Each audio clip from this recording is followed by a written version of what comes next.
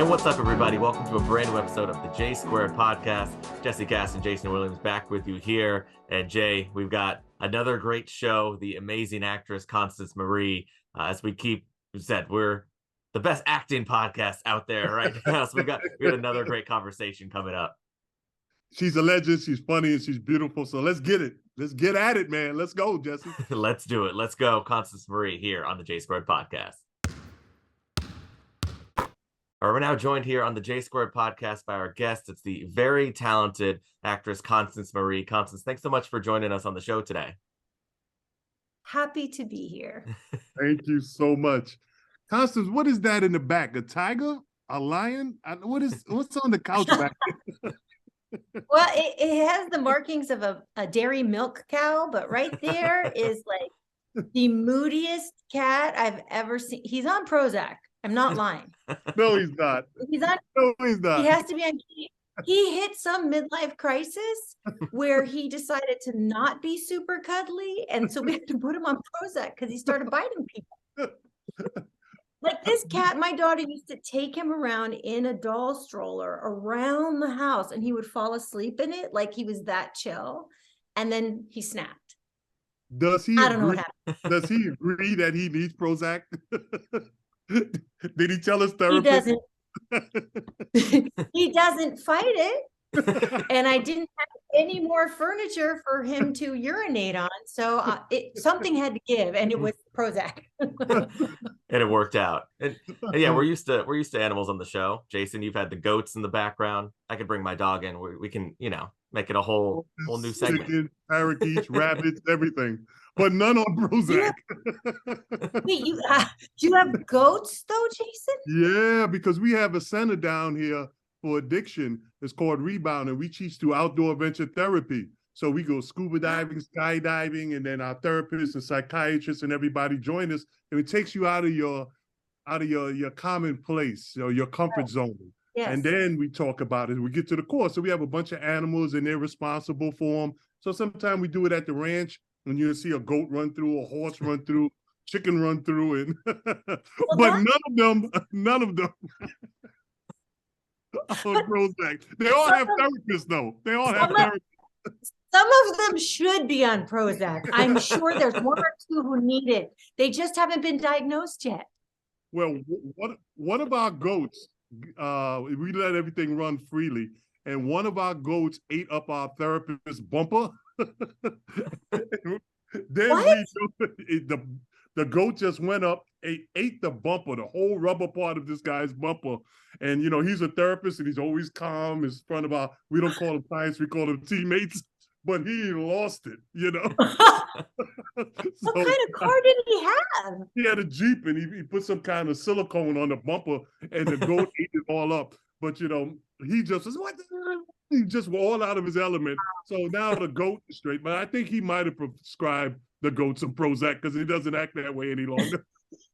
Well, now the therapist needs a therapist now. Yeah, the Prozac, right? I mean, he's super chill. Yeah, you can't say it's not effective. Is he alive? The other one, he's alive.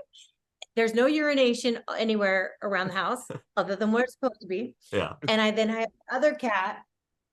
Well, you can't see him; he's off screen, but he has one eye. So I have a cat on Prozac and one with one eye. Wow. But I don't discriminate. But they're both still going. Yeah, it's all good. Well, there's a 10-foot alligator on our property. He's not ours, but he has 3 legs. Yeah. What happened to him? Another alligator bigger than him ate it off. So so we got all kind of stuff on our property. Wow. Yeah. I want to hang out over there. Yeah, that's Florida, I guess, right, Jayson? That's Florida. Yeah. A Florida man, a Florida alligator, a Florida woman. Exactly. I don't know why it's always that description. Yes. And sometimes the Florida man becomes president. Yeah. Well, I'm sure, Jesse, your father. That's right. Yeah, I'm sure. Yeah. We all have our strong feelings one way. Constance, let's start with your career, because I know such an accomplished acting career, but you also started initially as a dancer as well. So what inspired you to first for dancing and then going into acting and kind of finding your footing with that? I don't think I needed inspiration for dancing. My mom tells the story, although she could be lying, but it feels true, so I repeat it. When I was a child, I would be in the playpen, and my family was very musical, and they would be playing music, and I would be bouncing on the beat as an infant, like maintaining the beat the entire song. And she thought, that's odd. Babies don't have that kind of coordination to maintain the beat for an entire song.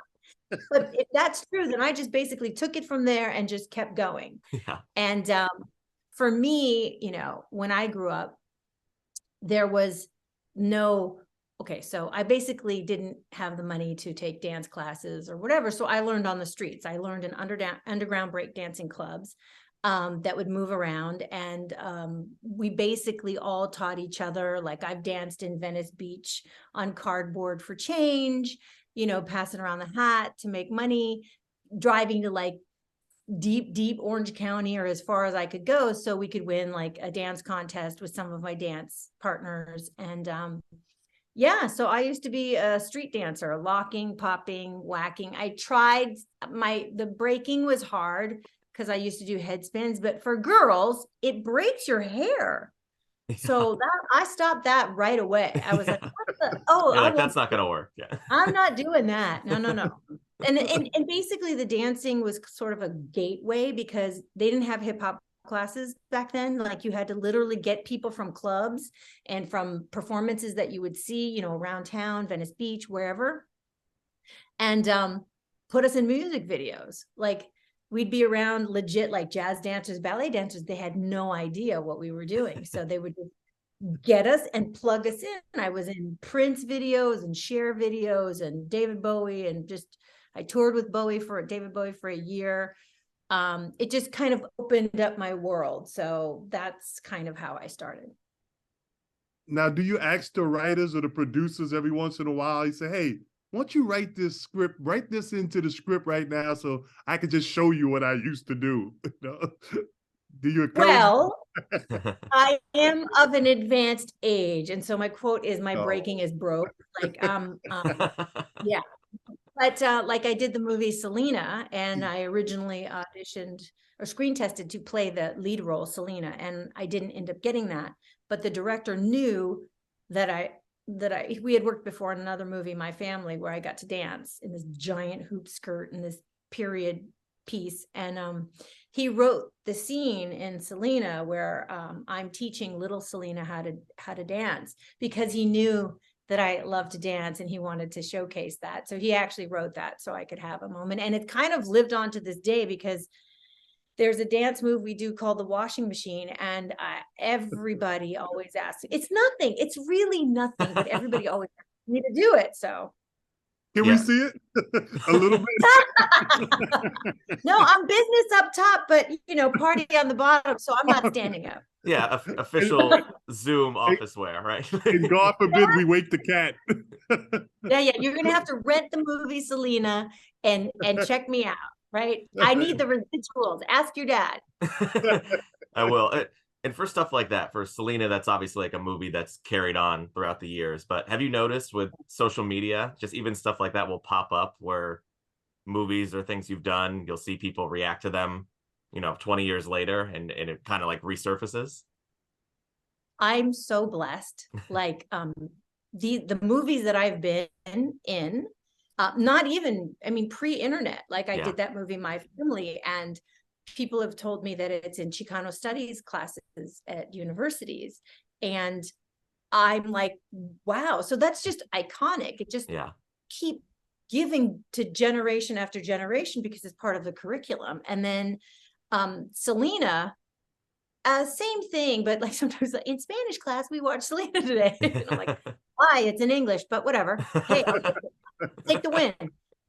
So My Family in Chicano studies, and I did a TV series called Switched at Birth that was, half of it was in sign language, and that is shown in ASL classes, American Sign Language classes. So I'm really blessed that these projects that I've done, they're kind of groundbreaking, and they're used educationally in all these platforms. And then you add the internet on top of that, like my feed will blow up when Selena airs again, and everybody's like, oh, they rediscover me, like, I didn't know that was you. And I'm like, yeah, it was me. That's amazing. You mentioned the dancing as well, and going on tour with David Bowie and being in videos with David Bowie and Prince and some of those iconic artists of all time. Like what was that like? Just first of all, doing that, and then kind of looking back and being like, wow, I really was touring with David Bowie back in the day. It changed. Well, first of all, I had gone to Japan when I was about 18. Dancing took me to Japan. Like, they put together this thing called it was so not true, but they basically showed Japan 5 dancers we had. I used to dance with Skeeter Rabbit. He used to be a Crip, KC, King Crip or whatever. And like, there was a lot of us street people all just mixing together. And I went to Japan, and I was part of the #1 break dancing crew, which is how they would say it. We would do shows and stuff. And I thought, that's a lie. We're just a bunch of dancers got from this club and put us together. And so when I came back from that, all of a sudden I was like a legit dancer. I had gone international and whatever. So then it put me in a league where I could audition to be part of this David Bowie tour. Now I had like, I don't know, you guys are way too young, but I had like a Pinto, which was the car that if you hit it in the back, it would blow up. Okay. So that was my first car. And I was a waitress in a 50s diner. I got fired 7 times because the owner was insane. He would hire me back every time, but he'd get mad and fire me. And I'm like, I was going to say, okay. you were rehired 7 times. So that says something too. Until I got attacked by his dog. And then I thought, I'm leaving. Like, I'd clean my carburetor. I lived in a single apartment. My life was rough. And then I auditioned for this David Bowie tour, and I ended up getting it. They auditioned like 100 dancers, and there was 5 of us. We had a prima ballerina, we had street dancing, locking, popping female. So that was 2 females. And then the rest we had Skeeter Rabbit, who was pop and lock. And then we had Victor Manuel, who was like this androgynous sort of drag queen dancer. I mean, God, the body on this guy they put women to shame. I mean, he was fishnet from head to toe. It was fabulous. And then we had Spaz Attack, who was sort of like a punk rock, albino punk rock dude. Yeah. So we went on the road with David Bowie, and I went from this single apartment in like a crack neighborhood in Hollywood to traveling around the world first class in a jet with Peter Frampton, meeting Princess Diana, Bono, like just hanging out with all these people. And I just thought, oh my God, this is before internet. So the world is just giant, and I want a big life. And it changed me. It was amazing. Yeah, 100%. Like, what from there led to acting for you and breaking into that world after touring and dancing? The need to pay my rent. Seriously, I when I came back from Bowie, the Glass Spider tour, which was 1987, I think, I had more prestige, and I was auditioning for all these shows and movies, and I got a movie called Salsa, which was choreographed by a choreographer named Kenny Ortega. And I was just part of the ensemble, and he happened to be doing choreography for a TV series that was going to premiere on, I think, CBS. And unbeknownst to me, he was super friendly, super nice. He knew I wasn't trained, but he knew I could pick up anything like right away. So I learned salsa at the salsa audition. Like, I would just pick it up. Remember, the kid bouncing in the playpen could pick things up pretty quickly. Yeah. So he introduced me to one of the executive producers of this series. And I was like, hey, how you doing? I talked to this kid. I had no idea why I was talking to this man. I was just trying to be nice. Yeah. And the 2 of them decided that I would audition to act in a TV series, a remake of Dirty Dancing, where they hired an actor who could move well, but for his partner, they needed a dancer who could maybe act. And they didn't ask me, but I had failed drama in high school because I was too shy, like an F, like straight up F. But you know, this is years later, and I've had some exposure. I've been to Japan, and I've kind of gone around the world. I hung out with Princess Diana. I had a little more confidence. Yeah. And so I auditioned. I mean, I was terrified, but I still had to pay my rent. And so I auditioned and I got it. And that was it. I was like, this is way better. They give you your own room. You don't have to dance as much. You don't have to take Advil to get out of bed. So I was hooked after that. Yeah, the rest is history, as they say. Yeah.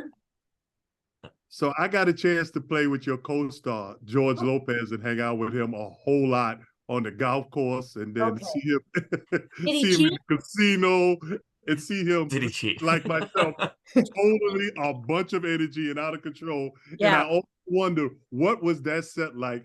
I could see you being the real mom, like, George, stop. We want to finish this. I want to go home. Stop it. No more ideas. You know, I always wonder, because he invited me on the set. He's like, you know what, Jay, you're a very good basketball player. You're all-star. It's time for you to come on my show. And then he'll keep going, all these ideas. And I'm like, George, hit the damn golf ball. I want to go home. You know? But you're meeting a different George. When did you meet him? Man, I met George 20 years ago. Oh, well, then that's the same George. Yeah, that was the guy. That was the guy. So when he started our show, he had 19% kidney function. Like, this is before his kidney transplant, and he had energy. He was learning on the job, kind of like how I did with the acting and did with the dancing. He was doing the same thing. Like, he had done stand-up and he had done the radio, and he was amazing at that, but he had never been on a stage, on a set, learning blocking, camera work, and having to play off other actors. I mean, it was like the fastest course in how to be a sitcom star ever. And he kept, every day I would be fascinated by how quick he would learn. Like, his survival skills were amazing. And so the truth is, George, I'm sure he's funnier in real life than he is. Like, I think they rein him in. They have to. Right? Yeah. Like, for sitcom TV, yeah. And the censors, they're not going to allow like half of George's humor. Because he would have us, you know, when the cameras were off, he would have us laughing at things that we should not have been laughing at. You know, I'm like, I cannot believe that I laughed at that. But yeah, that's exactly how he was. And there was a lot of hours and a lot of learning. And we had, like, he would never let it get to, just down and just, you know, because that kills comedy, like when you're so tired. And so we had this situation where we figured out, you know, we all loved music and it was a great set. And, but sometimes we'd get tired, and, you know, when the jokes are not working or we have a script that's not working. So he decided that he would have a whistle, and without us knowing, he had a disco ball installed up at the main kitchen set above. So he'd blow a whistle. He's like, man, you guys are lackluster. And then he would blow a whistle. The lights would go out, except on the disco ball, and the music would just jam. And we would just dance for like 60 seconds. And then the lights would come up, the disco ball, the music would stop, and then we'd be like energized. And so we'd just keep going. Just like a natural reset. Yeah, it's like a reboot, but a disco reboot. Was that your favorite set to be on? Was that family for you? You love going to work? Yeah, it's so funny. You know, it's interesting in my business, wherever I get to play a lot of moms. I've been playing mom since before I was even a mom. I don't know why. Maybe I'm bossy, maybe. But you become family with whoever you're with, right? And playing a mom, like I feel like I went to an event and there was 3 women that I had played their mothers. And I had to take this selfie. I was like, oh my God, this one I'm in animation, and this one I'm over here in the sitcom, and this one I'm over here in the drama. Yeah. And it just made me so proud. So for me, you create a family, and there's like inside jokes, but that one in particular, because we were on for 6 years, which is the longest run I've ever had as far as the show is concerned. When I went to go visit George, I did a cameo on Lopez versus Lopez, and my assistant is also their stand-in. And then Mayan, George's daughter, was there. And then George was there. And then there was somebody else from the original Lopez Show. And he made a joke and only all four of us laughed. Like, because it was a callback. Like, whenever he and I are together, it's almost like we're back in time. Yeah. Right. So he this joke, like you hear somebody laugh far in the corner, and then me, and then his daughter, because it was like war buddies. You bond in the trenches. Yeah, it's not often that shows, last that long. And obviously, you mentioned 6 seasons, 120 episodes. What was that process like I'm sure as each season went on, you guys built more and more chemistry together, but just to have a show that lasted that long and develop those kind of relationships. Well, this was so much more than just being on the air for 6 years. In 75 years of television history, there had never been a Latino show with a predominantly Latino cast that ever made it past 13 episodes. Wow. In 75 years of television history. So we all knew what we were doing. And I would have people ask me in interviews, so what's it like to represent the entire Latino community? And I just, oh my God, I'm just trying to do my job. I'm just trying to be ready, and I'm trying to not be late and be on time and, nail those jokes. And, but that's what we were doing in real time. We were making history. And when we got through our first season, and when we got to 100 episodes, and then we went past that, we knew we were, like, for my vision, I would not be happy until there were more shows with predominantly Latin casts, right? Like, one of my things I couldn't stand, like, I love Friends, but I can't stand that it is not remotely ethnically diverse. Right. And I'm thinking, where in New York is this? I was going to say, especially in New York City too. It's exactly. My friend Carlos was like the only Latin man I ever saw on Friends, and he did like 2 episodes, and I thought, and that show was on for 8 years. Yeah. Like insane. And then Aisha Tyler came, like, I think the last season, it was like they found the one Black person in New York. I mean, come on. So I just feel like it is changing, but it goes in waves. Yeah. And, I was talking about all these younger Latin actresses that I get a chance to be around, and they complain, like, oh, there's just a, and I'm like, girls, yes, 1,000 times yes. It needs to be further along, especially when you think about the Latinx community, how much a demographic we are of America, right? Especially in Los Angeles, right? So, but I come from a time when literally you slap bronzer on George Hamilton, Marissa Tomei, Angelica Houston, Meryl Streep, and they're Latin. Yeah. So we weren't even allowed to play. Like, what's her name? Catherine Zeta-Jones was a Mexican. Right. I mean, in Zorro. Yeah. I read that. I'm still bitter about that.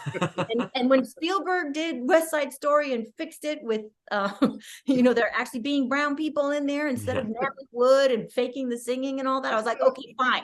I'll stop being mad about Zorro a little. You're like, fine. Now that we've hit 2023, you're like, it's about time. Yeah. I had to hang in there for 30 years. Right. Yes, it's been rough. Yeah, that's crazy. Have you noticed, I know you said it goes in waves. Has anything, I know you've done a couple shows for Amazon, and there's so many streaming services now. Do you feel like that's helped with just more content out there to increase maybe the exposure for those roles, for more inclusive roles for everyone? I think so. Like Gloria Calderon-Kellett, who's the creator of my show, With Love, that is on Amazon. Get it right, Constance. It's on Amazon. And my other show, Undone, which is a predominantly Latin cast as well. We have Bob Odenkirk. We call him, he's our white guy. But those have helped. But the thing with streaming is it doesn't get as much advertising. It doesn't break into the consciousness of America as deeply as network television. That's why I'm so happy for Lopez versus Lopez. It's just like, and Will Trent, and shows where the lead gets to be a brown person, but it's not about being brown. It's just, you're just a dad or a detective or whatever. You don't need to drag everything with you. It's like, here's my tortillas, here's my burrito, here's my donkey. I mean, it's just a nightmare. Yeah. Oh, because I felt the pressure as a Black man. My mother is Italian and Polish. She married an African American, but before she married a Puerto Rican man. So she looks white, and she is white, and she could speak Spanish, and she learned from Lucha Libre and all this, Telemundo. So she just watched TV and she learned it. So we'll go places and people be speaking to me about me in Spanish, and she'll go, they're talking about you. And I'm like, oh, like, what did they say? So they were surprised about it. But when you guys had that show and me being brown, and I felt so much pressure for you guys, I was like, please, don't stereotype, stereotypical, whatever. And you guys had to walk that fine line, but you let them know I had culture and this is us and we're proud. But you guys did a fantastic job of it. I'm so proud of this show. I am. I'm so proud of you. The only way that we escaped because there was, they tried to do other sitcoms after our show, but the thing is they alienated the group they were trying to represent by making it so cliche. So the way that the original George Lopez Show escaped that was that they based it on George's life. So George didn't live in East LA. He lived in the Valley. Yeah. And his house didn't look like, there was no parrot. There was no, I mean, we did get a network note at one point that was like, this doesn't look like a Mexican kitchen. And George and I were like, what does a Mexican kitchen look like? Yeah, you're like, I'm pretty sure this note came from a white person who probably doesn't it know. Doesn't smell like a Mexican kitchen. It should smell a different way. No, but he had the greatest comeback. He goes, well, look at the people inside the kitchen. Yeah. And I thought about it. I was like, yes. And at one point, sadly, they needed a little more texture, as it was. So they got this patio table, this ceramic tile patio table that is clay and wrought iron and broken tiles in this beautiful pattern. And that was our breakfast nook table, an outside patio. And I thought, who eats on this? But they needed it to have some cultural texture. Fine. So we were like, okay, but this is insane. Nobody eats on this is in our kitchen. It's in our house. It goes outside. Yeah. So they recreated it on just like a regular table and just laid the design on top. We're like, okay, fine. We have to have the nice textured table. Yeah. But at least it's not just cement and tile and wrought iron. I mean, that's not fun in the morning. Like a rusted patio table that's like just sitting in the kitchen. Oh my God. And that's heavy. It was so heavy. And let's do this shot. Let's do this scene again. One more time, Constance. One more time. Let's focus on the table. Let's focus on the table. Yeah, but that was pretty much it. After that, after the pay attention to the people in the kitchen, it was like, we're not Swedish. You're not mistaking us for something else than what we are. Yeah, no question. And we talk about inclusivity for actors. It feels like you said, there's still such a long way to go, but more and more shows and movies are, being greenlit and made that are written by people, like Latin movies written by Latin writers, or, more of that going on. Do you feel like that has helped over the past couple of years? Well, I feel like there's a sub problem that happens is, and I go to diversity, equity, inclusion meetings anytime I can, and I speak on it anytime I can, because there's a whole misconception that Latin means Spanish speaking. Like, my family's been in America since 1850, since before it was America, in New Mexico, which how lazy you got to be. It used to be Mexico, and now you call it New Mexico. I mean, it's like creative. Anyway. You know what I mean? So yeah. I didn't grow up speaking Spanish. I if there's nobody around to teach you, my mom didn't speak. My grandma didn't speak. You had to go to my great grandma, and then she was gone by the time I was around and my mom was around. So there's a weird thing of like, oh, well, we imported somebody from Mexico, so they speak Spanish. There's a whole weird thing, like the assimilated for the who has the Latin, who has their history, multi-generational history in America, is not as represented as like, oh, Penelope Cruz, let's grab a Selma Hayek, let's get somebody from a different country to reinforce that we're all from somewhere else. So that's a whole subsect. And then anytime something's geared for Latinos, it's in Spanish. Well, I'm good. And I learned it at Berlitz so I could do CNN and Espanol interviews, but I'm not doing a soap opera in Spanish. Ask your dad. I'm not, don't sign me up for that. I'm teaching my daughter Spanish. I think it's important to have, but hey, can we just be brown? Like, you don't expect every Jewish character to speak Hebrew in everything that they do. That's weird. Yeah. I would think it'd be weird. Same thing for Italians, like Joey Tribbiani. He wasn't speaking Italian. He didn't have an Italian accent. So it's this weird kind of thing that I want everybody to know, that if you're addressing Latino issues, it doesn't always, like, it's nice that it's in Spanish, because there's a section of us, like a quarter of us, more recent immigrants, need the Spanish. But 3/4 of us are lost. Like, maybe we can dabble back and forth, but most of us are like, yeah, I don't know what they're talking about. No, 100% makes sense.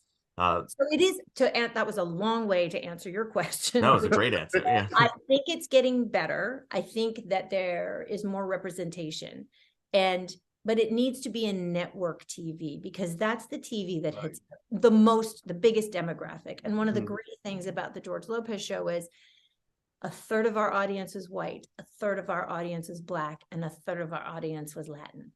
Right. And that made me so happy, because it was like, yes, it's every man, it's every woman, it speaks to everybody. So I think that's the part that we need to have. Like I have not once spoken Spanish to you guys. There's no burrito on you know what I mean? Just break us out of the little box. Yes, sometimes I love a breakfast burrito, but it doesn't have to be every meal. Right. Yeah, it's not a defining feature of everything that's going on. But it is still so much tension in America with different things. Last night, I went to Miami to watch George Wallace, the great comedian. And some of my staff went with me, and they're white, and they have never, ever been, with George Wallace, he's a legend, so he's been doing this. He's 70 years old, been doing this forever. And matter of fact, he told me, and you can tell me if this is true, because I know him forever, but he said he was the original George, because his best friend is Jerry Seinfeld. He was the best man, that they wrote him out of the script in Seinfeld because he was Black. But he is George from Seinfeld, George Costanza.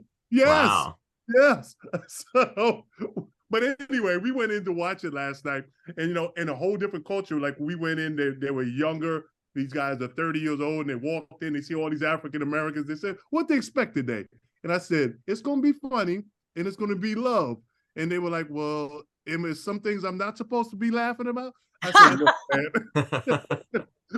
when you're around Black and brown people, it's all love in there, because we've been through so much. So this is how we keep it going, is through laughter and comedy. So, in the beginning, if there was no N words or the S word or all that stuff. It was just love and us making fun of each other. And so once they they start laughing, look at me, I laugh, and they chuckle, and then they look at it, and then I say, hey, relax, don't get too comfortable. Well, that's ours. That's ours. That's not yours. Yeah, that's the fine line that we all walk, and I think, like, it's good that they have the sensitivity. It's good that they and I feel for them. But that is what any African American, Latin person feels when we go into any situation, right? How am I going to be judged? How am I going to come across? So if we all feel that way, well, at least that's some level playing field right there. And I think there's certain people who are like, well, it's gone too far. And yes, the pendulum has to go this way, but nobody had a problem when it was brown and Black people that were feeling super, super uncomfortable. Well, now let's all feel uncomfortable so we can all get sensitive to each other, and then we can get along, right? Totally. I mean, the people that say it's gone too far are just wrong. They're just sheltered and have a certain way that they've, expected to live their life, or maybe seen, like you said, TV where it's 98% white for whatever reason. So it's just, maybe for them, it's just different. But yeah, no, it's not a real reflection of reality in society. 100%. But I also think that it's, in many cases, it's not intentional. No, right? yeah. So one of the great things about going to Europe is that you can go experience another culture just literally on the train, on the Eurail, right? You get a Eurail pass. You're like, from France, you're in Spain, and then you're in Italy. And so, but in America, it is so big to get off and out into, like, it's so expensive to go somewhere where they speak a different language or where the people look different. So there's a limitation of exposure, right? Yeah. Yes, we have the internet, but once you go there and go, oh wait, this dude is exactly the same as I am. Like I relate to him. It really opens your eyes. And I think a lot of the people who, so I am like the United Nations of dating. I don't discriminate, whatever. I love, okay? So I have had a white person or two in my corral, in my history. And it's so interesting how, what they bring with them. Right. And sometimes things that they say, and it's like, now I know they don't mean that how it sounds. So I'm gonna have to be your brown teacher right now and say that is not something that you can say. Right. I go, well, blah, blah, blah, blah, blah, blah. And I go, yeah, I understand. But do you see how you look? Coming out of your mouth, it has a different weight than if I say it. Yeah. Right. And then it takes a little while, the paradigm shift. But you know what? I'm a great person to be with. I'm super lovely. I'm a good kisser. They listen to me. I'm getting rid of racism one boyfriend at a time. I'm bringing the cultures together into a melting pot. Saving America, one relationship at a time. One relationship at a time, yeah. You're welcome, America. Yeah. Talking about white people, so I did Chris Cuomo's show on News Nation the other day. Okay. And his father went to St. John's University, who was the governor of New York, Mario Cuomo, and then he had a brother, right? Mm-hmm. And then, so his father and my coach, Constance, about the same age, and they used to give me a lot. They were my mentor, and they gave me a lot of tips and stuff. They used to say, Jay, we got to teach you in stories because you just can't get it. So if we tell you a story, you'll remember it. So I said the other day on Chris's show, I said, your father gave me a great line, and he said, don't worry about bad articles. He says, because you know what they do with old newspaper? They wrap dead fish, right? And I was like, so I brought that up. But him being Italian and me saying wrapping it up in dead fish and all this other stuff, you know, somebody called me up and they were like, Jay, you can't say that no more. I go, that's the greatest advice I've ever had. You know, don't worry about the next article or this article. You just keep going. And they were like, well, you know, him being Italian and you're saying dead fish and wrapping stuff up is not a law. I was like, it's a news show. And where did you get it from? He was like, well, the Chinese community. I was like, oh, God. With wrapping dead fish? They were offended, you know? So I'm like, you can't, when is comedy going to be, you know, I don't even know if you can do the George Lopez show again. You know, like if we went back, let's think about it. You guys did a great job. Let's think about Archie Bunker. Let's think about the Jeffersons. You know, like this was the comedy of where we were all sat there. I've learned more from Archie Bunker and George Jefferson than I did of anything. Yes. But now it's so quickly to get canceled. I said they wrap dead fish. Your father said it in old newspapers. So you don't worry about if somebody writes something bad about you. You go on. And everybody like, oh my God, you can't say that. He's Italian. They might think not every Italian guy's in the mafia. And what the hell? Everybody wraps dead fish in newspaper back then. We couldn't afford Ziploc. You know, my mother wrapped everything in newspaper. Okay, I don't know about who gets offended. I would love to investigate all of that. But then the other thing is, I'm sorry to say, with the internet, that entire philosophy doesn't work anymore because it lives forever. I was gonna say it lives forever. No, it's not on a dead fish anymore and chucked out somewhere. It lasts forever. I'm sorry, Mario. That one's just gonna have to go wrap around a dead fish. It doesn't work. No, but I I think it's important to learn, you know, and just be open. Yes, there are going to be limitations, right? Because, you know, being a woman, oh my God, the stuff that they used to be able to get away with. Oh, so, you know, and it's interesting is, and to be like, well, that's part of comedy. That's part of whatever. Okay, that's fine. But why is it always one demographic that's taking the hit?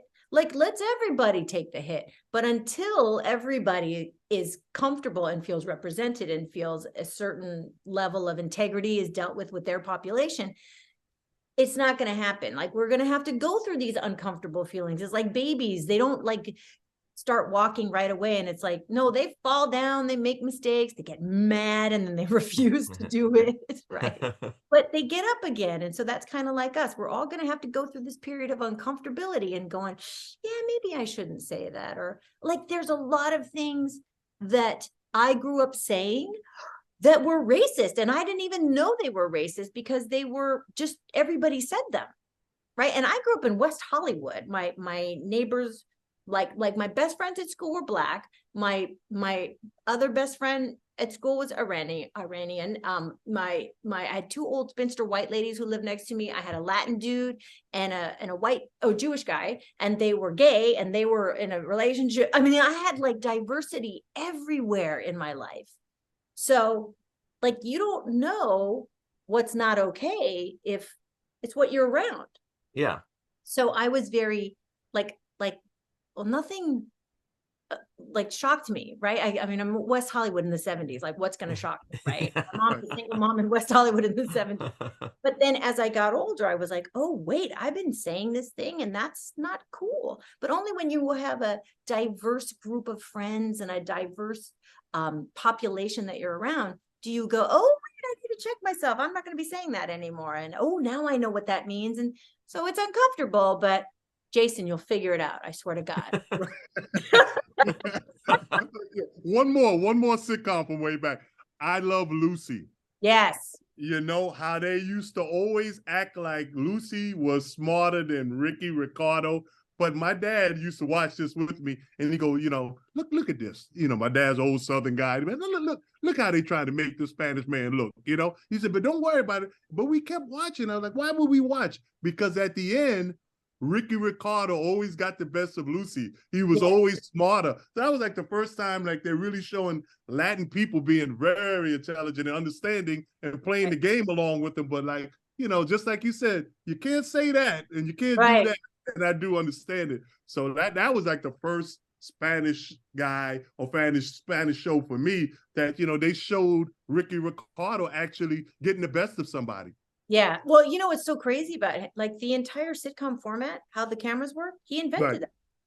Wow. He invented the 4 cameras that roll back and forth and shoot everybody at the same time, like theater. Because so the studio heads, just like George Wallace and Seinfeld, the studio heads at the time, they wanted Lucy to have a show, but they didn't want to use her real husband because he was Cuban.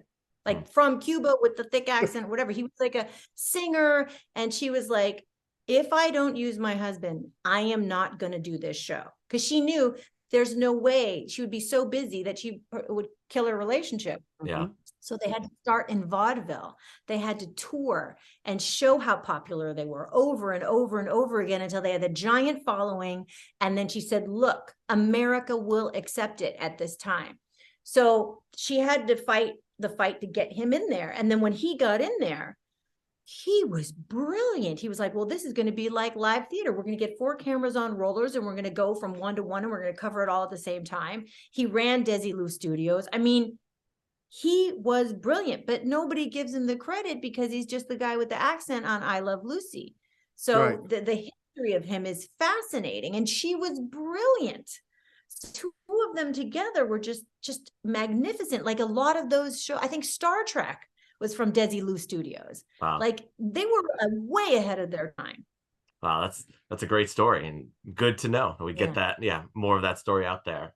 Constance, before we wrap up, I know you mentioned the show Undone that you have on Amazon as well, animated show. I just wanted to ask you, what's that like for you doing, you know, animation and voiceover work compared to, you know, regular on-set acting, and the difference for you and how that works? Well, so interesting is, so doing voiceover, like I'm in the original Puss in Boots, like I play his this heavy set Spanish, no, she's in Mexican woman, Yeah. Thick accent, and I run the orphanage. I'm basically Puss's mom, his surrogate mom. And that's genius because, although they still put a camera on you nowadays, like you used to be able to like roll up and just do it and do little bits and pieces, and then they would change the animation. So you kind of didn't really know. And I did Elena of Avalor for Disney, and I play this diva. It's so much fun. And she was mean. It's so fun to play that character, right? But then Undone was animation, but it was live action scenes. It's called rotoscope. Mm-hmm. It's live action scenes that we shoot with nothing around. Like if you hold it in your hand, you will actually have the prop. But like I was going into a cathedral, and it would be me in a room where the walls are just white X's, and they would have blocks of wood taped together and like a makeshift rail. And I would shoot this scene, and they would shoot me in this scene. And then they would, and my acting is like, all of that is just regular live action. And then they rotoscope me and change me into, I look like a graphic novel. I still look like me. Yeah. And then I'm in this giant, gorgeous cathedral. And I'm like, dang, that's so cool, because I just had blocks with tape and a metal rail. Yeah, that's awesome. And the background was impressionistic paintings. Because that's the part of the rotoscope procedure. Yeah. So it's very freeing because I get to be out of this box that I am. But then also, like, you never know what it's going to look like in the final result. Yeah. So kind of like a surprise, when you're done. It's like, surprise, this is gorgeous.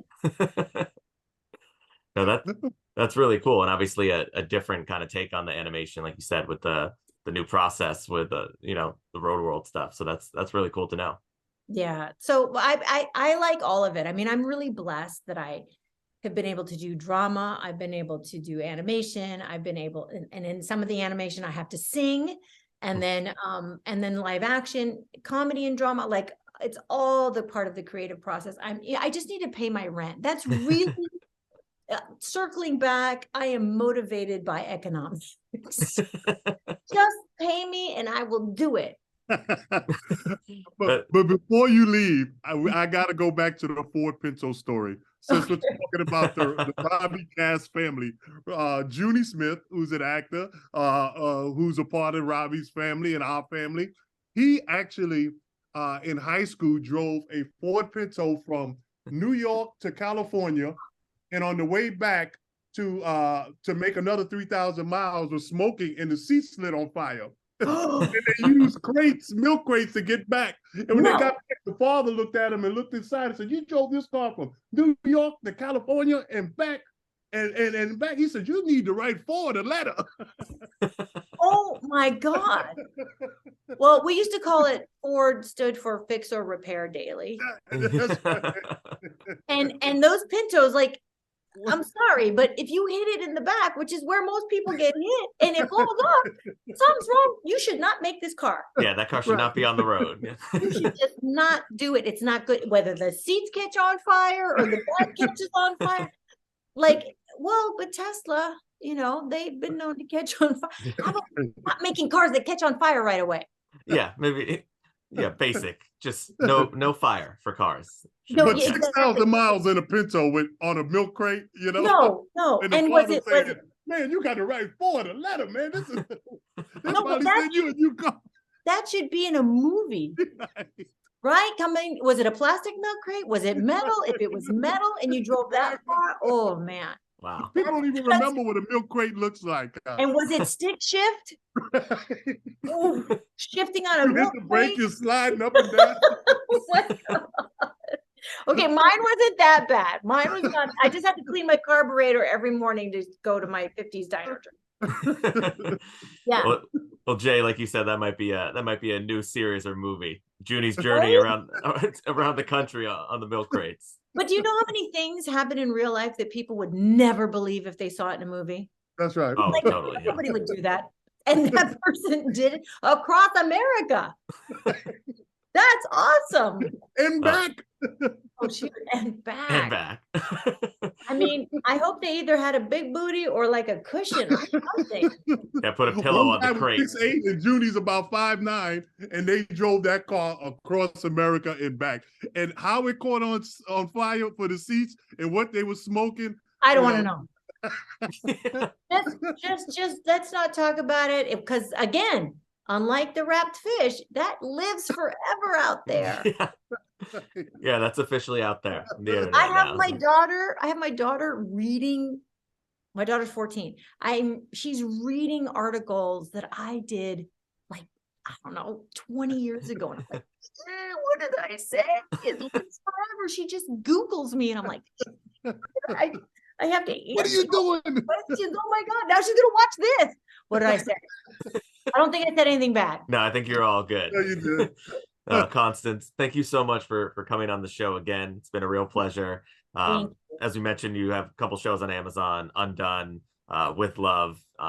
So we will look for you on those. And yeah, what else can we find you on? Okay. So I have hold on, I just realized my name. Wait, I always forget to do this because my personal name is Lopez, and then and then acting name is Marie. And because of Zoom, all of a sudden people are messing around and like putting Lopez, and they're like, "Are you really married to George?" No. There's more than like 2 Lopez's. That's why I never used it acting wise. I had Sadie Lopez, Jennifer Lopez, and you get the Hepburns confused every once in a while because there's 2 of them. I was not going down that road. Anyway, I forgot what I was saying. Oh yeah, I renamed myself. I'm on Hulu on How I Met Your Father, airing. Well, my episode starts airing Wednesday. It starts Tuesday, but I guess Wednesday is when it goes to Hulu. Yeah. And then I have a movie called Mr. Right, which is an app movie, which is awesome, with Amy Carrero. And then With Love premieres in June.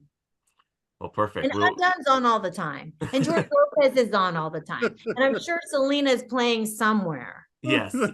And you said that'll live on, like you said, on the internet forever. You keep hearing about it. So it Constance, does. thank you so much for coming on. We'll look for you in all those projects, and we really appreciate your time today. Thanks again for joining us. And I want no more Prozac for the cat. Just send him down to my place. We'll get him off that stuff. If you like pee everywhere, awesome. Awesome. But my daughter would not want him to go. And I want you guys to know that I watched 80 for Brady last night. Yeah. And I learned nothing. I thought it was great to watch all those actresses. They were wonderful, but I was like, what? They're like saying things about football. I know basketball, but I don't know football. So I did some due diligence, but their result was not great. Well, we appreciate that. So maybe we'll come back next time, and yeah, we can get into some basketball and all of that. But Constance, thank you so much again, and we appreciate you coming on, and hopefully I can have you on again soon. Yes, nice to meet you, like Zoom wise. You look beautiful. Thank you. Have fun with your goats, Jayson. Thank you.